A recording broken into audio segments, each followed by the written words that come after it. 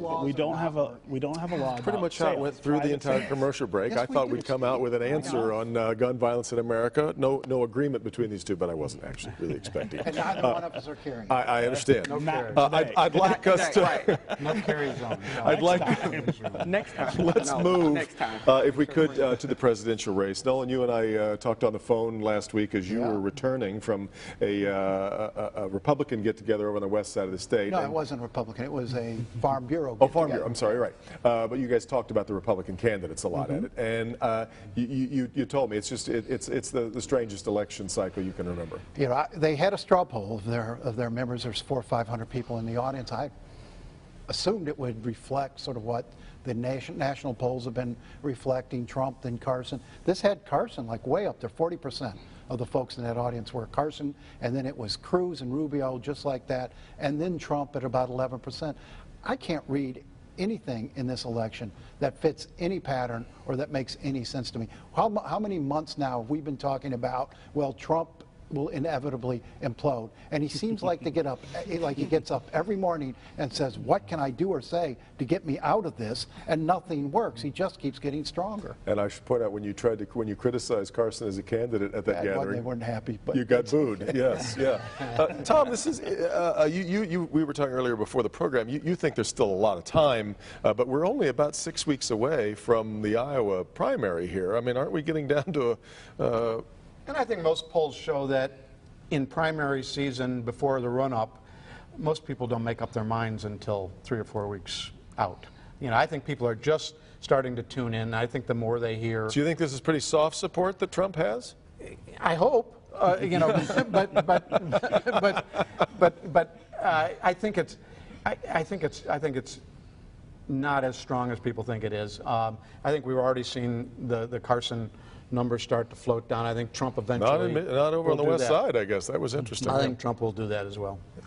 Stephen, it's interesting. We have come back now for the last 2 or 3 weeks on Donald Trump's claim of seeing thousands and thousands of people celebrating on 9/11. There seems to be absolutely no proof of it anywhere, and yet that doesn't seem to matter to him or his supporters. Well, I mean, I think what you're looking at with his supporters is a general disaffection with mainstream politics, with mainstream media, yes, with mainstream culture in the country, and there's a growing part of the far right that feels that way, and he speaks to them on the issues that matter to them, so they sort of forget about some of these other things. And of course, he appeals to what is a rather naked bigotry and racism among that population that is very easily accessible.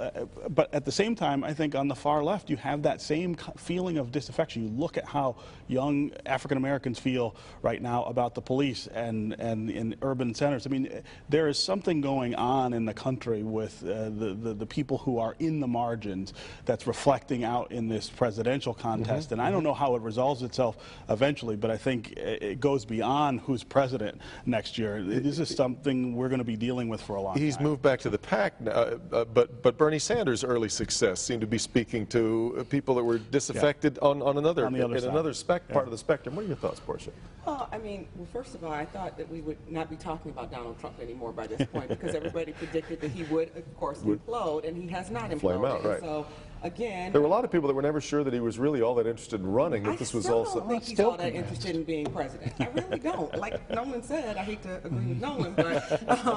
I think you may be underestimating the Trump ego. Is there any bigger ego trip than winning a presidential election? But I don't think he wants to run this country. I don't think he has the time or the interest in This is a guy used to wants to be being the a center dictator. of attention now, but doing the actual work. There's a difference between running for an office and actually governing when you get in that office. And I don't think the day-to-day, the mundane, all of that stuff is something that Donald Trump really half wants the to stuff do. he says he wants to do, he wouldn't be able to do. He would not have any as chance president. of doing. Right. Donald Trump is not going to be president. I mean, the question is whether Donald Trump is going to be the Republican nominee. And as we sit out here, as you say, 6 weeks from the voting in Iowa, it is getting awful scary for people who are conservative, who care about that side of the ballot.